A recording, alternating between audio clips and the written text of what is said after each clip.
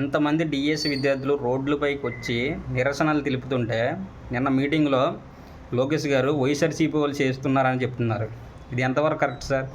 ఒకసారి ఇప్పుడు చేస్తున్న వాళ్ళందరూ ఇంటికి రండి, ఎవరికి ఓట్లు వేసారో వాళ్ళు చెప్తారు.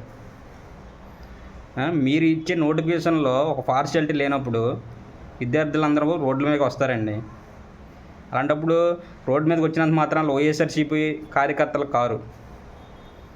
అసలు లోకేష్ గారు నిజంగా మీరేనా ఈ విధంగా మాట్లాడుతున్నారని నాకు అర్థం అవ్వట్లేదు. ఒకప్పుడు నిరుద్యోగుల గురించి మీరు ఇంత బాగా పట్టించుకున్నారని చాలా సంతోషపడ్డాం.